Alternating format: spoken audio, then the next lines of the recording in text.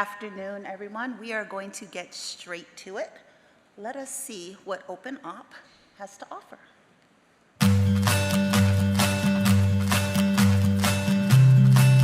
Our economy is dealing with 10 million unfilled jobs in the U.S. and about 2 job openings for everyone who's considered unemployed. We have more than 600,000 incarcerated people being released every year.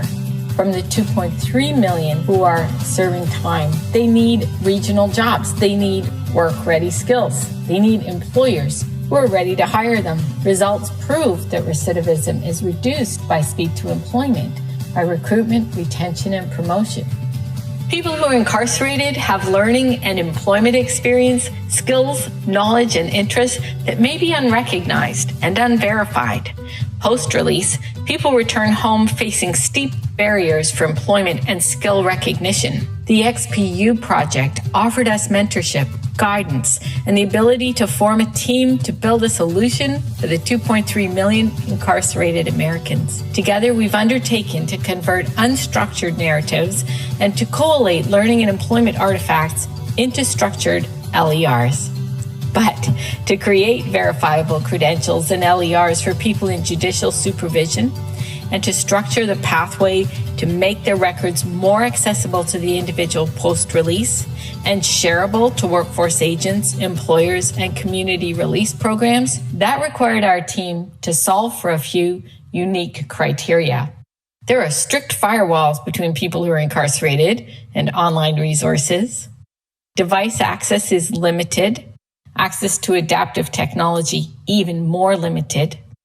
There are literacy barriers. More than 30% of people in prison have not attained their high school equivalency. And digital literacy is impacted by all of the above. Our team was up for the challenge with over 150 years combined experience improving education for those with barriers of opportunity. From the West Coast, Dr. Crystal Rawls, an advocate and developer of innovative technologies. Dr. Rawls works with the Open Skills Network to engage in national skill-building conversations. She builds partnerships that help organizations operationalize their diversification initiatives. From the East Coast, Dr. Julie Keane, Chief Learning Officer at Participate. She leads research and evaluation of all Participate programs and supports learning strategy and design for communities of practice, including analysis of international, U.S. federal, and state education policy. Work-based team, led by founder Mary Hayes, is based in Tennessee and Florida and deployed in many state and regional economic development programs and for work readiness programs across statewide correctional facilities, all Federal Bureau of Prison locations, and is soon deploying to another 500,000 corrections tablets. Our team includes our Director for Reentry Transformation, Stephanie Taylor Thompson, whose lived experience informs her extraordinary work in reentry programming, and by Jake Christensen, whose decades of experience in corrections leadership motivates his passionate engagement with improving results for reentry success. My name is Julie Keane. I'm Chief Learning Officer at Participate Inc., and I'm happy to represent the open recognition communities of practice that came together to write a proposal and then found a true collaboration with the amazing Workbay team to truly operationalize some open recognition principles, primarily making recognition of skills visible and actionable wherever those skills are acquired, promoting the right of individuals and communities to name their skills and competencies, the commitment to the engagement and amplification of non-dominant cultures, and the belief in the evolving nature of skills. And we've just been thrilled to see the awesome work that the Workbay team has done to really operationalize these principles. For the XPU project, the unstructured data that we are transforming is a self-declaration by our users. From one of several methodologies, users were invited to interact with an interview that elicits skills, knowledge, interest, education experience, and goals. We had to solve for the restriction that in many correctional environments, residents are not permitted to enter text into free-form fields, and also that residents might have limited literacy and limited work experience and limited ability to narrate their work experience in a manner to promote their own skills. Significant work for this XPU project involved iteratively working with people who are incarcerated to figure out how to best elicit their skills in an automated interview process in order to capture a narrative transcript and then to have that approved by the resident.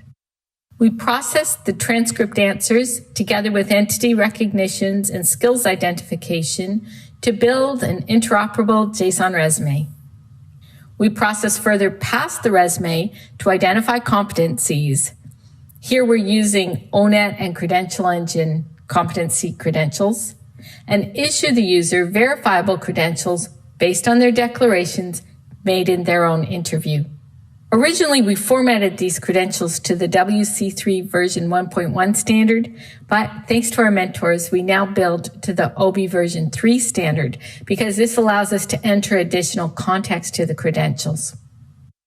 Here we see a result where based on our parameters, transformations, and entity recognitions, 5 credentials can be issued by Workday for this person based on their declarations that he has worked as a cook. For example, cleaning, and the transferable skill useful for caring careers, determine where patients or patrons would like to eat their meals and help them get situated. These competency credentials are stored for the user in our database and available to the user on their correctional tablet. When they are released or in minimum security, they can choose to share those credentials across other digital wallets according to the environment available to them. Also, when users are released from incarceration, they can log in on our national community site and freely access their resume, continue with their learning, and access their full learning and employment record, which will additionally include credentials earned through online learning on our platform and third-party credentialing. A project is in pilot to engage correctional institutions in verifying inmate declarations of correctional setting employment so that someone who may have, for example, worked as a cook in the corrections location, helping to provide meals for 1,200 residents 3 times a day, would have a verifiable credential attesting to the skills learned and demonstrated by that work. Even minor incentives can be seen as inducements in a prison environment. Transparency and co-creation are crucial elements of this project. The user exists in a space that does not allow for privacy, so ethical considerations had to lie at the core of our work, focusing on first who and why, then how. Users should own their data and be able to choose to omit information before it's included in the LER. Prior to publishing, users can omit information, effectively limiting what is shared. Our team safeguards data and respects the right of self-assertion and the right to not exist.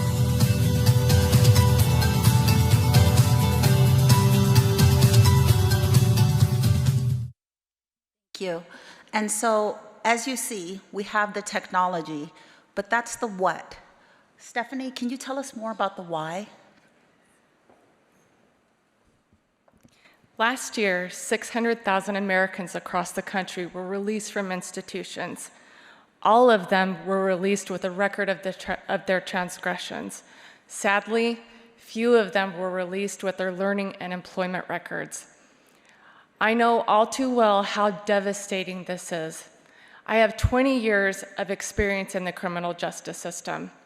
In 2010, I walked out of the South Boise Women's Correctional Center with what I thought was 0 transferable skills, flip-flops, my prison ID, and prison-issued clothing. I had no money, no food, nobody to turn to, and I was homeless. I had no idea who would take a chance on me and employ me.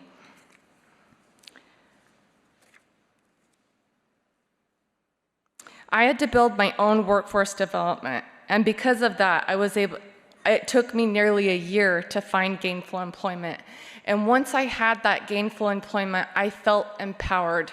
When people feel empowered, they're able to advocate for themselves. And when they're able to advocate for themselves, they're able to advocate for others. Because of that, I have been able to earn 2 full pardons from 2 different governors, 3 college degrees. I've graduated from a law academy and plan to attend law school.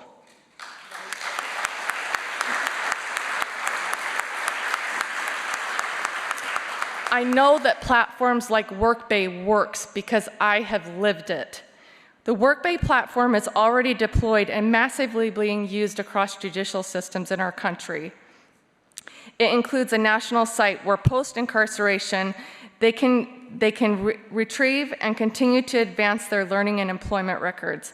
We are empowering them to recognize their goals, interests, education, experience, and skills so that they are ready, recruited, and retained. This can no longer be a government solution. This is a community solution.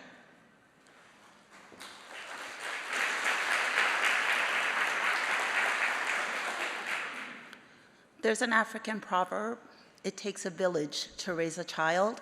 So in the spirit of open recognition, I would like to recognize our village, also known as the mega team. Come on, come on.